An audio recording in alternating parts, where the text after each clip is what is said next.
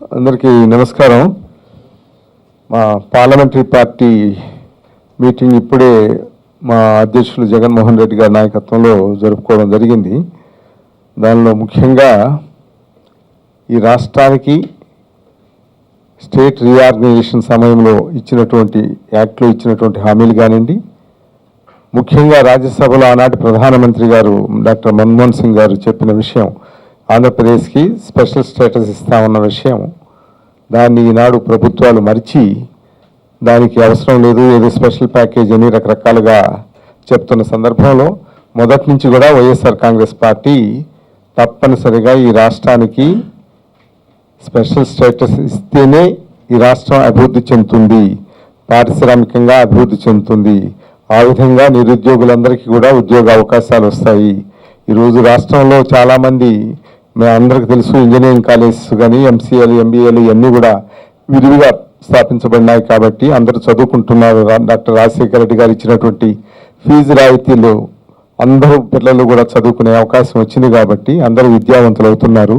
ఇప్పుడు ఉద్యోగాల కొరకు ఎక్కడో ఎత్తుక్కుంటూ పోవాల్సిన అవసరం లేకుండా తప్పనిసరిగా ఆంధ్రప్రదేశ్కి స్పెషల్ స్టేటస్ వచ్చినట్లయితే చాలా రాయితీలు ఉంటాయి కాబట్టి పరిశ్రమలు అందరూ కూడా విరివిగా స్థాపిస్తారు. ఆ విధంగా పారిశ్రామికంగా అభివృద్ధి చెందుతుంది రాష్ట్రం. ఆ విధంగా అందరికీ కూడా ఉద్యోగ అవకాశాలు వస్తుందని మొదటి నుంచి నమ్ముతున్నాము వైఎస్ఆర్ కాంగ్రెస్ పార్టీ. జగన్మోహన్ రెడ్డి గారు మరీ దానికి ఉన్నటువంటి అవకాశాలన్నీ కూడా చెప్పడం జరిగింది. పలు సందర్భాల్లో జగన్మోహన్ రెడ్డి గారు దాని కొరకు ధర్నాలు చేశారు, నిరాహార దీక్షలు చేశారు. ఈ రాష్ట్రంలో చేయడమే కాకుండా ఢిల్లీలో కూడా చేయడం జరిగింది. మొదటి నుంచి కూడా పోరాడుతున్నటువంటి పార్టీ వైఎస్ఆర్ కాంగ్రెస్ పార్టీ. దాన్ని ఇప్పుడు ఇంకా ముందుకు తీసుకెళ్లాలనే ఉద్దేశంతో ఇప్పుడు చంద్రబాబు గారు, బీజేపీ, అక్కడ ఉన్నటువంటి అధికార పక్షం అందరూ కలుసుకుని ఏదో స్పెషల్ ప్యాకేజ్ అని, ఆ ప్యాకేజీ ఏమి ఇస్తారో ఏమిటో కూడా మనకు తెలియదు. అది దాంతో సంతృప్తి పొందామని చంద్రబాబు గారు రాష్ట్ర ముఖ్యమంత్రి గారు చెప్తున్నారు. కానీ వైఎస్ఆర్ కాంగ్రెస్ పార్టీ ఇప్పటికీ దృఢంగా నమ్ముతుంది, ఈ రాష్ట్రానికి స్పెషల్ స్టేటస్ వస్తేనే రాష్ట్రం అన్ని విధాలా అభివృద్ధి చెందుతుందనే ఉద్దేశంతో దాన్ని తప్పనిసరిగా పార్లమెంట్లో పోరాడాల్సిన అవసరం ఉందని మాకు అందరం కూడా నిర్ణయించారు. పార్టీ నిర్ణయించింది, డైరెక్షన్ ఇచ్చారు మా పార్టీ నాయకులు. తప్పనిసరిగా ఇంతకుముందు పార్లమెంట్ సెషన్లో కూడా వైఎస్ఆర్ కాంగ్రెస్ పార్టీ ఎంపీలు అందరం కూడా దాని కొరకు పోరాటం జరిగింది. ఇప్పుడు కూడా రేపు శీతాకాల సమావేశంలో తప్పనిసరిగా దాని కొరకే పోరాడాలి. మన ధ్యేయం అంతా ఈ రాష్ట్రానికి ప్రత్యేక హోదా తెచ్చుకోవడమే. అది తీసుకొస్తేనే మన రాష్ట్రం బాగుపడుతుంది. అందువల్ల మీరు పార్లమెంట్ సభ్యులు అందరూ కూడా దాని కొరకు పోరాడాలని చెప్పడం జరిగింది నా పార్టీ నాయకులు. అందుకని రేపు పార్లమెంట్ సెషన్లో కూడా శీతాకాల సమావేశంలో కూడా వైఎస్ఆర్ కాంగ్రెస్ పార్టీ పార్లమెంట్ సభ్యులు అందరం కూడా దాని కొరకు మా పోరాటం కొనసాగిస్తాము. స్టేట్ రీఆర్గనైజేషన్ యాక్ట్లో చెప్పిన అన్ని కార్యక్రమాలు కూడా తూచా తప్పకుండా ఈ కేంద్ర ప్రభుత్వం పాటించవలసిన అవసరం ఉంది. ఈ ముఖ్య విషయాలు ఇవే ఈ రాష్ట్రానికి సంబంధించినటువంటి. అందువల్ల మా ప్రత్యేక అజెండా కూడా రాబోయే పార్లమెంటు శీతాకాల సమావేశాలు 16 నుంచి మొదలయ్యే సమావేశాల్లో వైఎస్ఆర్ కాంగ్రెస్ పార్టీ పార్లమెంట్ సభ్యులందరం కూడా దాని కొరకే పోరాడడానికి నిశ్చయించుకున్నాం. సరే, ప్రైవేట్ బిల్స్ ఇవన్నీ సరే అనుకోండి, తప్పనిసరిగా ప్రభుత్వంతో పోరాడాలి. ప్రైవేట్ బిల్స్ పెట్టినంత మాత్రాన్ని ఒరిగేది అనేది ఏం లేదు. దాని కొరకు అది కూడా చేయడం జరుగుతుంది తప్పనిసరిగా. కానీ ప్రభుత్వం దిగి రావాలి. ప్రభుత్వం ఏంటి, ఈరోజు ప్రధానమంత్రి గారు, ఆ రోజు నరేంద్ర మోడీ గారు అప్పటికే ప్రధానమంత్రి క్యాండిడేట్గా బీజేపీ తరఫున ఆయన నిర్ణయం అయి ఉన్నారు. ఆయనటువంటి పరిస్థితుల్లో ఎలక్షన్ మేనిఫెస్టోలో పెట్టడం, ఎన్నికల ప్రచార కార్యక్రమంలో కూడా తిరుపతి వెంకటేశ్వర స్వామి పాదాల సాక్షిగా ఆ రోజు చెప్పడం జరిగింది. అది పలు సందర్భాల్లో చెప్పడం కూడా జరిగింది. చంద్రబాబు గారు సరే 15 సంవత్సరాలు కావాలని కూడా అడగడం జరిగింది. అటువంటి పరిస్థితుల్లో అది చాలా ముఖ్యమైన విషయాన్ని తుంగలో తొక్కేసి ఈరోజు ప్రత్యేక ప్యాకేజ్ చాలని సంతృప్తి పొందడం ఏమాత్రం సబబు కాదు. ప్రధానమంత్రి గారు కూడా దీన్ని తూచా తప్పకుండా పాటించవలసిన అవసరం ఉంది. ప్రధానమంత్రి గారు నరేంద్ర మోడీ గారు మిగతా సందర్భాలు, మిగతా విషయాల్లో ఆయన మంచి పేరే తెచ్చుకుంటున్నారు. మేము కూడా అప్రిషియేట్ చేస్తున్నాం. కానీ ఈ రాష్ట్రానికి ప్రత్యేక హోదా ఇచ్చే విషయంలో ఆయన కూడా తప్పు చేయడానికి లేదు, ఆయన కూడా డీవియేట్ కావడానికి లేదు. తప్పనిసరిగా ఆంధ్రప్రదేశ్కి ప్రత్యేక హోదా ఇచ్చి ఈ రాష్ట్రాన్ని అన్ని విధాలా ఆదుకోవాల్సిన అవసరం ఉంది. స్టేట్ రీఆర్గనైజేషన్ యాక్ట్లో చెప్పిన అన్ని విషయాలు కూడా తూచా తప్పకుండా పోలవరం ప్రాజెక్టు పూర్తి చేయడంలో కానివ్వండి, అలాగే రైల్వే జోన్ విషయంలో కానివ్వండి, మిగతా అన్ని కార్యక్రమాలు కూడా తప్పనిసరిగా చేయవలసిన అవసరం ఉంది. వైఎస్ఆర్ కాంగ్రెస్ పార్టీ యొక్క లక్ష్యం దాన్ని పోరాడి తీసుకురావడమే అనేది మా ఉద్దేశం. చూద్దాం ఎలా ఉంటుందో భవిష్యత్తు. ఏమన్నారు అని వాళ్ళ ఉద్దేశంలో ముగిసిపోయిన అధ్యాయం అంటున్నారండి. మా ఉద్దేశంలో మటుకు అది తప్పనిసరిగా ఈ రాష్ట్రానికి ఇవ్వవలసిన బాధ్యత ప్రధానమంత్రి గారి మీద ఉంది, కేంద్ర ప్రభుత్వం మీద ఉంది. ముఖ్యంగా దాని కొరకు పోరాడాల్సిన అవసరం చంద్రబాబు గారి మీద కూడా ఎక్కువ బాధ్యత ఉంది. కానీ ఆయన బాధ్యత మర్చిపోయి ఈనాడు ఏదో చెప్పడానికి కుంటి సాకులు చెప్పడానికి ప్రయత్నం చేస్తున్నారు. కానీ ఈ రాష్ట్రానికి ప్రత్యేక హోదా వస్తేనే అన్ని విధాలా బాగుపడుతుంది అనేది మా ప్రగాఢ విశ్వాసం.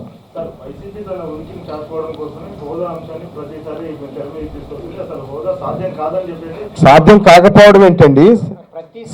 తీసుకురాలేదు. మొదటి నుండి కూడా మా వైఎస్ఆర్ పార్టీ అడిగేది ఏమిటంటే ప్రత్యేక హోదా అని చెప్పి మొదటి నుండి కూడా చెప్తున్నాం. కనుక ప్రత్యేక హోదా వచ్చే వరకు కూడా మా వైఎస్ఆర్ పార్టీ నిరసన తెలియజేస్తాం. వారు మొదల్లో వచ్చి తెలుగుదేశం వారు ఏమన్నారంటే మొదట మాకు ప్రత్యేక హోదా కావాలని చెప్పి గబుక్కున మాకు స్పెషల్ ప్యాకేజ్ చాలనడంలో అది ప్రజలను మోసం చేసినట్టు అవుతుంది తప్ప మరేం కాదు. వారు ఉనికిని మార్చారు తప్ప వైఎస్ఆర్ పార్టీ ఏ రోజు కూడా ఉనికి మార్చలేదు. మొదటి నుండి కూడా ప్రత్యేక హోదా కొరకని మా అధ్యక్షులు చెప్తూనే ఉన్నారు. ఆమె నిరాహార దీక్ష కూడా చేపట్టారు. ఎన్నోసార్లు మేము కూడా పార్లమెంట్లో కూడా మేము నిరసన తెలియజేశాము. ప్రత్యేక హోదా వచ్చే వరకు కూడా వైఎస్ఆర్ పార్టీ నిరసన తెలియజేస్తుందని చెప్తున్నాం. కనుక మేము ఏ విధమైన మా వైఎస్ఆర్ పార్టీలో మా ఆలోచనలో మార్పు లేదు. తెలుగుదేశంలోనే ఆ మార్పు ఉంది. ఎందుకంటే స్పెషల్ ప్యాకేజ్ అంటూ వస్తే అది వెళ్ళవలసిన అకౌంట్స్లోకి వెళ్ళకోకుండా సీఎం అకౌంట్స్లోకి వెళ్తే ఏ విధంగా ఖర్చు పెట్టుకోవచ్చు.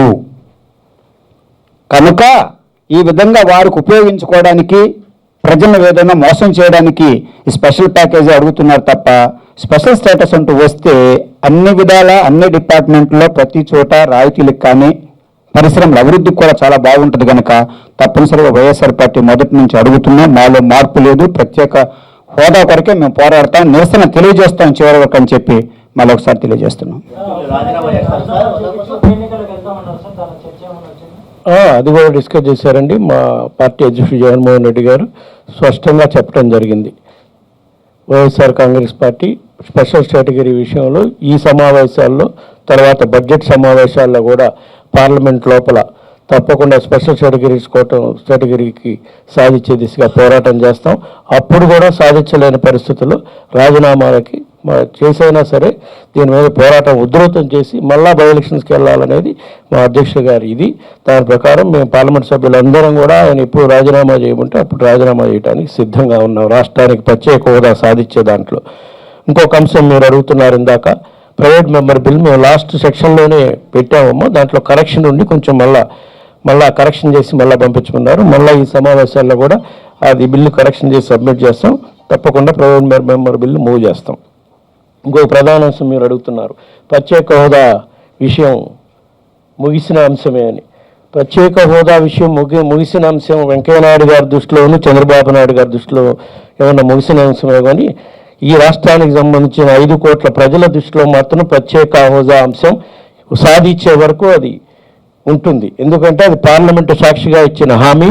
పార్లమెంటులో జరిగిన ప్రతిదీ కూడా రికార్డు అవుతుంది.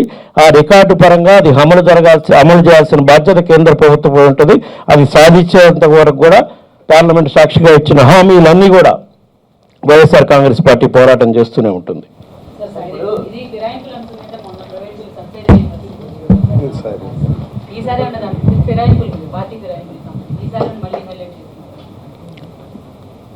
ఫిరాయింపుల చట్టానికి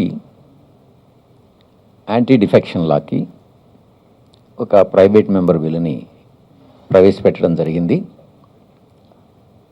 అది టేబుల్ చేయడం జరిగింది. అది ఎప్పుడైతే చర్చకు వస్తుందో ఓటింగ్కి వస్తుందో తప్పకుండా వచ్చే సమావేశాల్లో కానీ ఆపై వచ్చే సమావేశాల్లో కానీ వస్తుందని నేను ఆశిస్తున్నాను.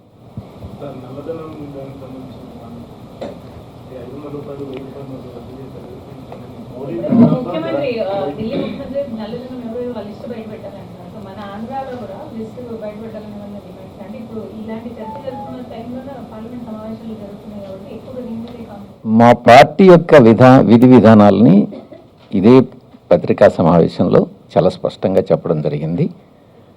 మీరు డీమానిటైజేషన్ గురించి చెప్తున్నారు.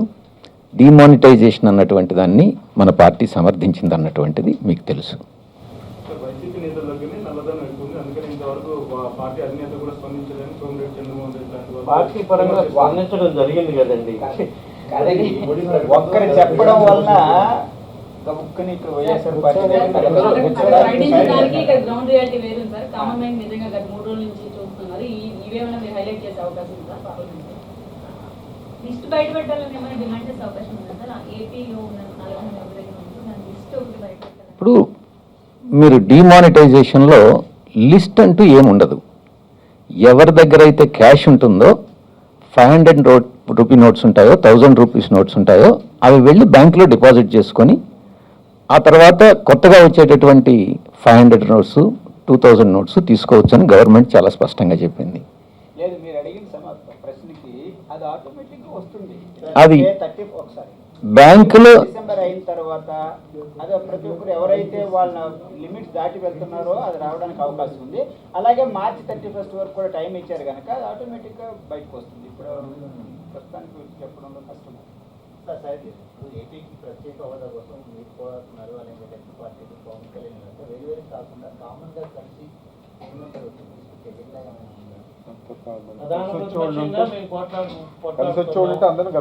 వాళ్ళందరూ ఇదివరకు లోగడ మేము యాజిటేషన్ చేసినప్పుడు మిత్రపక్షంగా వాళ్ళు కలిసి వచ్చారు. కమ్యూనిస్ట్ పార్టీ వాళ్ళందరితో కలిసి మేము పనిచేసాం. అదేవిధంగా కలిసి వచ్చే వాళ్ళు ఉంటే స్వాగతిస్తాం. వచ్చారు, పాల్గొన్నారు. రానండి, ఇంకా ఆయన పార్టీ ఆయన ఇది దాని ఇవన్నీ విధి విధానాలు చెప్పరండి, అప్పుడు ఆలోచిద్దాం. ఎవరు వచ్చినా కలిసి పనిచేస్తామని చెప్తున్నాం కదమ్మా. ఇంకా ఆయన ఇప్పుడు కొత్తగా వచ్చి ఇప్పుడు 4 రోజుల కిందటే బయటకు వచ్చాడు, ప్రత్యేక హోదా విషయం మాట్లాడుతున్నాడు. ఇప్పుడు దాకా మాట్లాడాలి ఆయన. ఇప్పుడు దాకా ఎవరు పోరాటం చేస్తుంది? మేమే పోరాటం చేస్తున్నాం.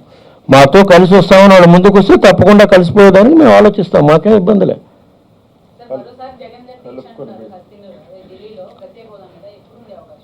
ఉంటుందమ్మా, ఈ సమావేశాలు అయిపోయిన తర్వాత కానీ ఇంకా అనుకోలే. తప్పకుండా పోరాటంలో భాగంగా మళ్ళీ అవసరం ఏ మేరకు అవసరమైతే దీక్షా కార్యక్రమం కూడా చేపడతాం. ఇందాక డిమానిటేషన్ గురించి మాట్లాడుతున్నారు. డిమానిటేషన్ని దేశంలో ఇది మొదటిసారి కాదు. 1946లో పెట్టారు, 1978లో కూడా పెట్టారు. కానీ దీన్ని మేము స్వాగతిస్తూ ఫస్ట్ రోజే మేము కూడా చెప్పాం. కానీ కామన్ మ్యాన్ ఇబ్బందులు పాల్గొకుండా చూడాల్సిన బాధ్యత కేంద్ర రాష్ట్ర ప్రభుత్వాలపై ఉంది. అది కొంచెం విస్మరిస్తున్నట్టు కనిపిస్తున్నాం. రోజు మీడియా ద్వారా చూస్తుంటే కామన్ మ్యాన్ ఈ రోజు కూడా చాలా ఇంకా ఇబ్బందులు ఎదుర్కొంటున్నారు. అవి లేకుండా చేయాల్సిన బాధ్యత కేంద్ర ప్రభుత్వంపై ఉంది. తప్పకుండా మాట్లాడే అవకాశాలు ఉన్నాయని మాకు అనిపిస్తుంది. ఎందుకంటే 15 రోజులకు ముందే కదా చంద్రబాబు నాయుడు గారిని లెటర్ రాస్తేనే మోడీ గారు చేశారని చెప్తున్నారు. ఈ 15 రోజుల ముందు అయ్యే కార్యక్రమం కాదమ్మా. ఆయనకి ఇన్ఫర్మేషన్ ఉండే ఆయన లెటర్ రాశారని అడ్వాంటేజ్ తీసుకోవాలని చెప్పి లెటర్ రాశారని చెప్పి ఇది డ్రామా ఆడుతున్నట్టు ప్రజలు అంటున్నారు. డెఫినెట్గా అనుమానాలకైతే తాగుంది. తర్వాత చాలా 5 రాష్ట్రాలు ఎన్నికలు వస్తున్నాయి. లేదు ఈ విషయం ఎందుకంటే 5 రాష్ట్రాల్లో వచ్చే సంవత్సరం లోపల ఎలక్షన్ ఉన్నాయి కనుక దాని కొరకు కూడా ముఖ్యంగా ఉత్తరప్రదేశ్ విషయంలో బీజేపీకి మేలు జరగడానికి కొరకు చేశారని చెప్పి కూడా చాలా క్రిటిసిజం ఉంది అని తెలియజేస్తాం.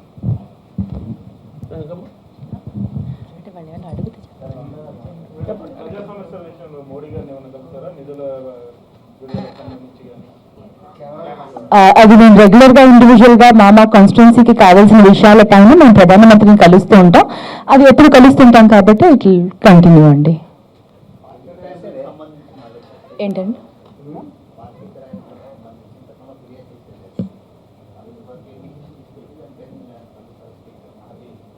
తప్పనిసరిగా ఇప్పుడు 20 మంది ఎమ్మెల్యేలు ఇక్కడ పోయి ఉన్నారు. మా వాళ్ళు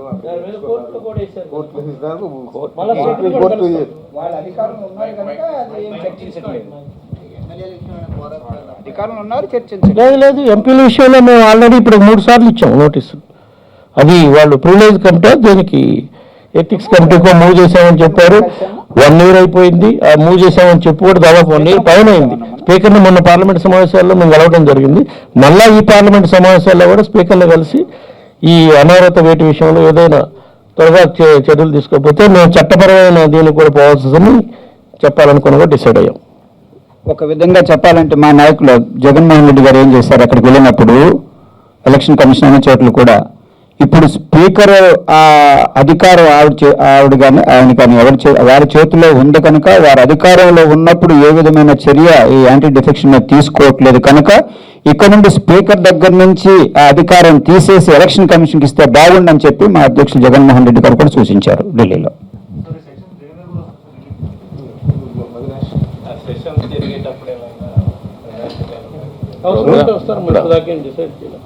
ఒకవేళ కేంద్ర ప్రభుత్వం అవసరం ఉంటే తప్పకుండా ప్రధానమంత్రిని కానీ